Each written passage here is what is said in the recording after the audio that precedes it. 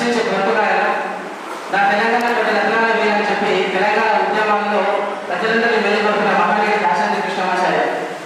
ఆయన ఒకరోజు నడుచుకుంటూ వెళ్తున్నారు. అతను నిజాం సర్కార్ని ఎదురుదిగిన మనిషి, అది మీ అందరికీ తెలుసు.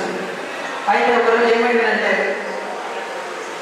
సారు దాశరథి కృష్ణమాచార్య యొక్క వేషధారణ ఎట్లుంటుందంటే తన హైట్ తక్కువ ఉంటుంది, హైట్ తక్కువ ఉంటుంది. ఇక చిన్న సంచి, ఆ సంచిలో ఒక పుస్తకం, కలం, ఆ రెండు తన ఆయుధాలు ఆ పెట్టుకొని వెళ్తున్న కళ్ళగా అడ్డాలు. అతను రోడ్డు మీద నడుచుకుంటూ వెళ్తున్నప్పుడు అక్కడి నుంచి నిజాం సర్కార్ గుర్రపు బండి మీద వస్తున్నారు.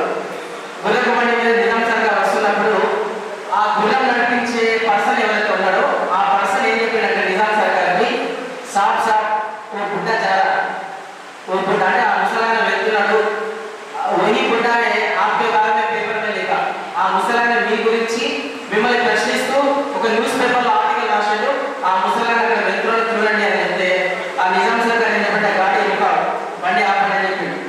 ఆ నిజాం సర్కార్ దిగిన బండిలో దిగిన తర్వాత దాశరథి కృష్ణమాచార్య కింద నుంచి పైకి చూసింది.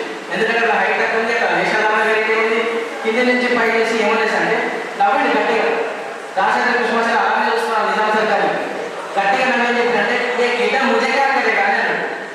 దాశరథి కృష్ణమాచార్యని నిజాం సర్కార్ డబ్బా ఏం చెప్పంటే ఏ గిడ్డ ముజగా అక్కడేగా, ఈ పొట్టోడు నాకు ఏం చేస్తాడు.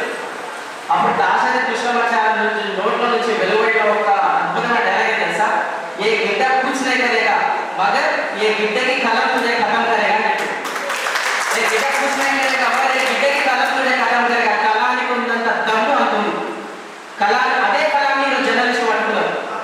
అదే దాశరథి కృష్ణమాచార్య ప్రజాపతి కాళోజీ నారాయణరావు ఎవరికైతే ప్రశ్నించారో ఆ ప్రశ్నించే అక్కడి నుంచి వచ్చి అదే గడ్డ మీద బ్రతుకున్న పుట్టిన మనము ఆ జర్నలిస్టులమే. తక్కువ అంచనా కాదు. Journalism is not a simple job, it is